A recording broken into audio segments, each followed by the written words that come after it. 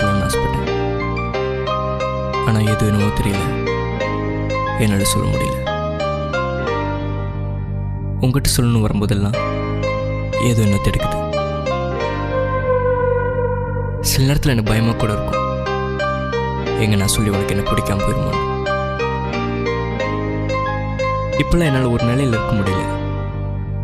ஏதோ தமிழ் படத்தில் பார்ப்போமே அந்த மாதிரி இருக்கு.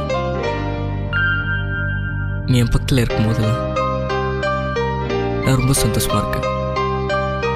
ஆனால் நீ போயிட்ட அப்புறம் ஏதோ ஒன்று என்னை விட்டு போன மாதிரி இருக்கு. என்னால் ஒன்றுமே செய்ய முடியல. எல்லாம் அப்படியே இரண்டு போன மாதிரி இருக்கு. எனக்கு பயமா இருக்கு, ரொம்ப பயமா இருக்கு. எங்க நீ எனக்கு கிடைக்காம போயிடுவேன். நீ இல்லாத வாழ்க்கை என்னால் நினைச்சு கூட பார்க்க முடியல. நீ எனக்கு வேணும். நீ எப்போதுமே என் பக்கத்தில் இருக்கணும். என் மனசு உழைச்சு உள்ள ஒரு மாதிரி பண்ணுது. உன்னை கட்டி பிடிச்சிட்டு அழுகணும் போல இருக்கு, செத்து போடும் போல. சில நேரத்தில் நான் உன்னை ஏசிடுவேன். ஆனால் அதுக்கப்புறம் நான் உன்னை நினைச்சு ரொம்ப வருத்தப்படுவேன். எவ்வளோ கஷ்டத்தை நான் உனக்கு கொடுத்தோம், நீ என்ன அவ்வளோ பாசமாக பார்த்துக்கிட்ட.